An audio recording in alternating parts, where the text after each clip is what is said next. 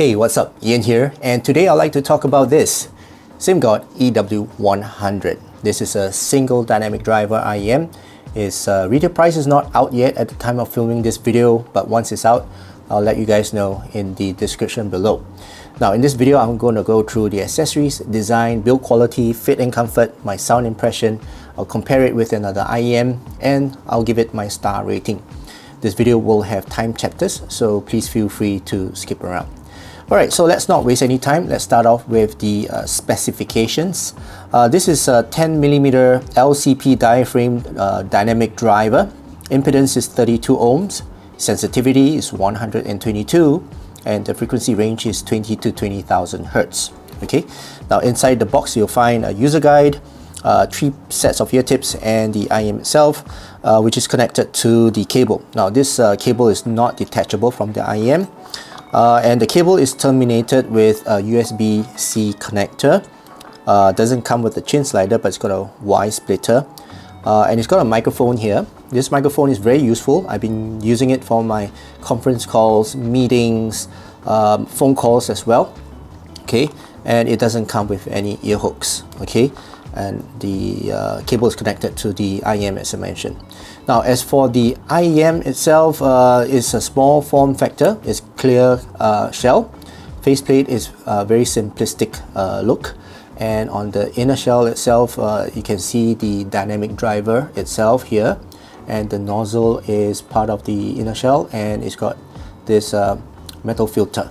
Okay, so that's the build quality of this. The build quality of this, I mean, it has to match its price, right? I mean, this is a budget IEM, so definitely the shell and the cable and everything else is budget. All right.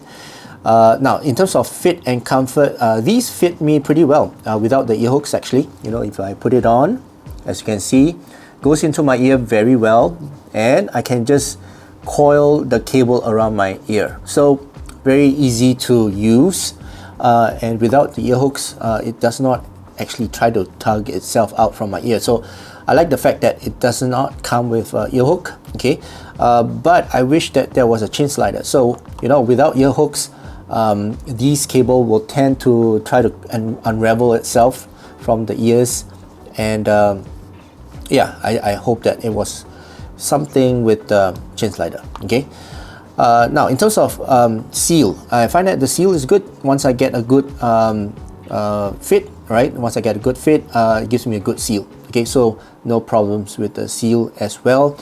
Now let's talk about sound. Okay, first, drivability. These are very easy to drive. I connected this to my iPad, my MacBook, my PC, and I use this, as I mentioned, mostly with phone calls, conference calls, sometimes gaming, and watching movies and all that. So yeah, USB-C, I mean, for iPhone users, definitely you won't be able to use this, but you know, for the rest of us, well, I'm using iPhone, but for the rest of you, yeah, it's a pretty good device. You don't need any other thing, plug and play kind of situation. Just plug it into your device or your source and you're good to go. Okay. In terms of source matching, well, I guess, I mean, the source is quite limited, so it matches well with most of the source that you plug into. I mean, this tuning is quite balanced, so yeah, anyway, it's a jack of all trades. Now, in terms of tone and timbre, now the tone and timbre for this is balanced, is natural sounding. Note weight is not too heavy, not too light. And the tonality of it is, yeah, it's natural sounding, basically balanced sounding. Okay, now in terms of the technicalities of this, is actually pretty good. All right, pretty good for its price point. I believe this is gonna be budget IEM. It's gonna be below $20. I'm not too sure what's the exact price, but yeah, it's definitely performing above its price point if it's below $20. In terms of soundstage, is, well, pretty normal, wide to the sides. It's not the widest, definitely, but it's got good width, good sound separation as well, and good imaging. I can identify the instruments in their respective position. Not a very clear sound separation, but it's almost there. Okay, but for this price, I'm not expecting too much. Same for chew as well, no drop chew, but which I'll compare with later. But anyway, for the detail retrieval on this is pretty good actually. When I was gaming on this, it's picked up a lot of nuances from my game. So yeah, it's actually pretty good for gaming, if I could say. Yeah, even with this mic here, I mean, sometimes you want to talk to your teammates. The mic is a useful thing. Yeah, and then for the overall sound resolution is pretty resolving. I mean, for 20 bucks, I'm not expecting too much, right? But yeah, for this price point, it does perform well and does give a resolute sound based on the yeah, whatever driver that, I mean, it's LCP, right? LCP driver, it should be a good driver. Yeah, so it sounds pretty good for its price point. Okay, right. So now let's talk about the sound signature, and basically this is a balanced tuning. If you look at the graph here, it's got enough bass, enough treble, and the mids are not so recessed. Okay, one thing about this is that the mid bass is boosted. Okay, so everything else is quite close to Harman. So most of us are quite used to Harman. When we listen to Harman, it's not going to be very offensive. It's not going to be fatiguing, and this is exactly what you will expect from this earphones. When I listen to my music, most of my music on this, it's not fatiguing, and I've got no problems using it. It sounds casual, right? It's a casual set of IEM, and it sounds casual. It's not really fun, okay? It's not a fun tuning, but it's more of a casual tuning, okay? Now, in terms of sub bass is quite close to Harman, as you can see. Note weight obviously is a bit textured, a bit warm, a bit colored, as it's got some color to it. It's not the most neutral, all right? But the roll off, the extension of that rumble is a bit rolled off. Like, it's not extended, not very extended, but it's, yeah, a bit rolled off. Now, in terms of mid bass, it's punchy. It's got good forwardness, and it's fast mid bass. And as you can see, it's a little bit above the Harman target. And yeah, so basically mid bass is the start of show here, and it's got good slam as well, and it's fast. Okay, it does bleed, but it's because of the fast decay, it does not impede into the mids itself. Now, in terms of the mids, instruments, they sound clear. All right, they sound laid back, yes, but they are clear. Right, they're good. I mean, the presence of it is not a very forward type of presence, but they've got good clarity lah. Now, in terms of the tonality of the instruments, piano sounds natural, violins, they sound a little bit bright, trumpets as well, and overall the tonality of the instruments that I listen to is natural sounding. Okay, vocals, male vocals and female vocals, they sound natural as well. Equal note weight, I would say. Not too authoritative for the male vocals, not too forward as well. And for female vocals also, the sparkle is just there. It's not a very sparkly set of IEMs, but good energy and good engagement as well. So female vocals, they don't sound laid back or muffled or being veiled by the bass and all that. So pretty balanced type of tuning for female vocals as well. Now for treble is again pretty balanced and pretty safe, I would say. Pretty safe treble. Is not harsh, it's not sibilant, it's not shouty. The gain to the treble itself is quite natural. As I mentioned just now, the instruments and the vocals, the tonality of it sounds very natural. And the overall treble itself sounds very safe. Yeah, it's bright, not to a point of very bright, and it's energetic as well. So and the presence and the roll off of the treble is quite natural. So yeah, overall I have no complaints for the treble. A very, very safe tuning, I would say. Okay, so that's for the treble. As you can see, there is a peak at the air here.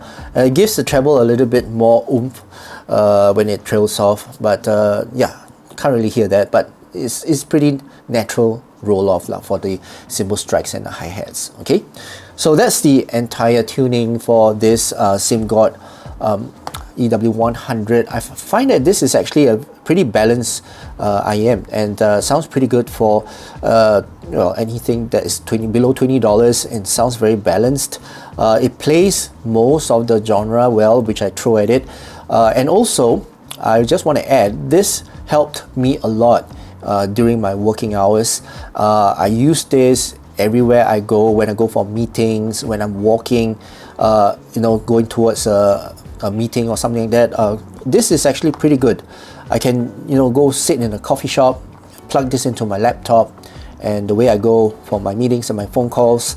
At the same time, while waiting for a meeting, I play games on this on my Android phone, Mobile Legends, and yeah, it's pretty useful. It's a workhorse. So that's what I like about this earphone. It's cheap as well. I don't worry about getting it scratched. When I put in my pocket, I can just stuff it in my pocket and not worry about it. Okay, so that's the thing about this earphone, it's cheap, and the fact is cheap.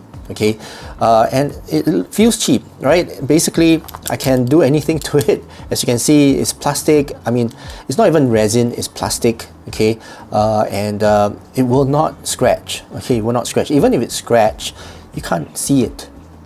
So yeah, a very reasonably priced and built type of IEM, and sounds good as well.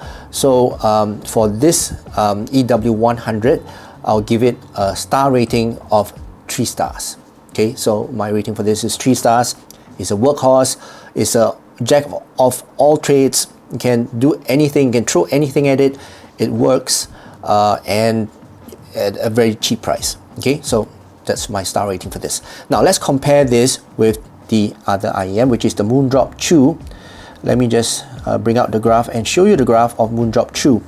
Obviously, if you look at this graph, there's not much difference, but when I listen to this, there is a difference. Okay, and this is where I will explain the difference.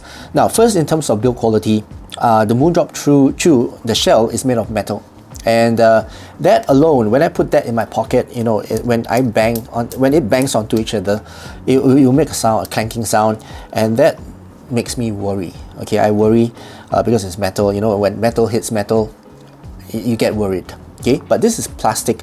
I don't really give a two hoots about it when it's banging in my pockets.